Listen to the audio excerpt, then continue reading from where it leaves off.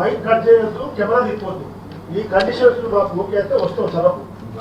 ఏనాడు assembly cut చేయటం కానీ ఏది కెమెరా తిప్పటం కానీ జరగదు. అది వారి సంస్కృతి. ఆ 10 సంవత్సరాలు ఉన్నటప్పుడు ఎవరికన్నా మైక్ ఇచ్చారా?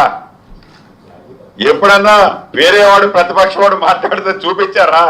అంటే వీళ్ళు కూడా అట్లే చేస్తున్నారనే భ్రమలో ఉంటారు తప్ప ఈ ప్రభుత్వం చాలా క్లారిటీగా వాళ్ళు ఏది చెప్పినా ఇదే బరాయించే శక్తి మాకు ఉంది కాబట్టి ప్రజలు ఈ తీర్పు మాకు ఇస్తున్నారు, వాళ్ళకి అది ఇస్తున్నారు.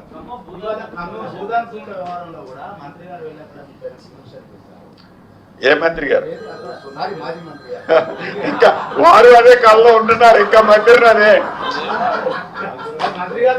దయచేసి ఇక్కడ ఒకటే గమనించాల, మిత్రులు అడుగుతున్నారు కాబట్టి డైవర్ట్ అయిపోద్ది. ఒక్కటే మాట చెప్తున్నా,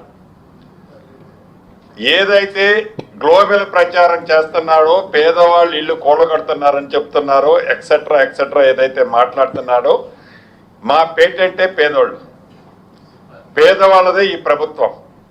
వాళ్ళ దీవెనలతో వాళ్ళ ఆశీర్వాదంతో నిలబడ్డ ప్రభుత్వం ఇది. ఆ క్లారిటీ మాకుంది. నిజమైన ఏ పేదవాడిని ఈ ప్రభుత్వం ఎప్పుడు డినై చేయదు, భవిష్యత్తులో చేసే ప్రసక్తి లేదు. ఖమ్మం సబ్జెక్టుకి సంబంధించిన దాంట్లో కూడా పేదవాళ్ళు, నిరుపేదలు ఎవరైతే అభాగ్యులు ఉన్నారో ఆ శాఖ మంత్రిగా, ఇళ్ళు ఇచ్చే శాఖ మంత్రిగా, ఇళ్ల స్థలాలు ఇచ్చే శాఖ మంత్రిగా చెప్తున్నా. ముఖ్యమంత్రి గారు కూడా నాకు స్పష్టంగా చెప్పడం జరిగింది.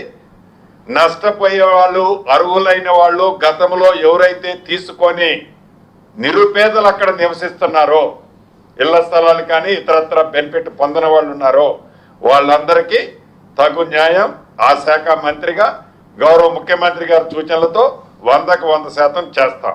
ఈ సందర్భంగా మీకు కూడా రాష్ట్ర ప్రజలకి ఈ గ్లోబల్ ప్రచారం చేస్తున్న దానికి ఒక ప్రత్యక్ష సాక్ష్యం ఈ ఖమ్మం వెలుగుమట్లకు సంబంధించిందే మీకు చెప్పదలుచుకున్నా.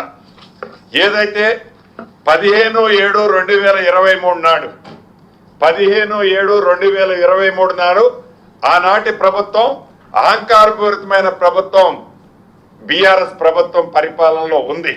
ఏదైతే ఈ ఎలుగుమట్లదని చెప్తున్నారో వాళ్ళు ఆనాడు కూడగొట్టారో, మేము కూలగొట్టాము ఇవ్వాలని చెప్తున్నారు, కానీ ఆనాడే వారు శ్రీకారం చుట్టారు. ఇదిగోండి మీడియా, ఇది నేను చెప్పేది కాదు, ఇవాళ నేను ఏదో దీన్ని మ్యానిపులేట్ చేసేది కాదు. ఆనాడు వీళ్లే కూడగొట్టే ప్రయత్నం చేసి కొన్ని కూడగొట్టారు, మళ్ళీ తిరిగి కట్టారు వాళ్ళు. ఆనరబుల్ హైకోర్టు ఇచ్చిన ఆర్డర్ ప్రకారం భూదాన ల్యాండ్లో ఖాళీ చేయించిన మాట వాస్తవం. వారందరికీ కూడా వారిలాగా గాలికి వదిలేయము. ఈ ప్రభుత్వం పేదోడి ప్రభుత్వం. ఎవరు ఎన్ని కారుకొతలు కూసినా, ఎంత విషాన్ని బయటికి చిమ్మినా ఇది పేదోడి ప్రభుత్వం. అర్హులైన ప్రతి పేదవాడికి, ఇక్కడ నష్టపోయిన ప్రతి పేదవాడికి ఇళ్ల స్థలం ఇస్తా, ఇల్లు ఇస్తా. ఈ ప్రభుత్వ పక్షాన గౌరవ ముఖ్యమంత్రి గారి ఆలోచనలకి పేదోడి ప్రభుత్వంగా ఇది తప్పకుండా చేస్తాం. మంత్రి గారు ఇప్పుడు హైదరాబాద్ సంబంధించి ఓకే అన్న, మెయిన్ సబ్జెక్ట్ ఒకటే అన్న. ఏదైతే విషయం చెబుతున్నారో బావమరుదులు అక్కడ కూర్చొని ఫామ్ హౌస్ లో ఇచ్చే డైరెక్షన్ బట్టి విషయం మొత్తం నిమ్ముకొని చెబుతున్నారు. ఇప్పటికైనా పద్ధతి మార్చుకొని ఆ ఇరిగేషన్ లో ఏదైతే దాచుకున్న దాంట్లో కొంతైనా తీసి పాప పరిహారం కింద ఆ పేదోళ్ల కోసము, ఈ తెలంగాణ ప్రజల కోసం కష్టపడితే కనీసం ప్రజలు క్షమించకపోయినా భగవంతుడు క్షమిస్తాడని తెలియజేస్తాను.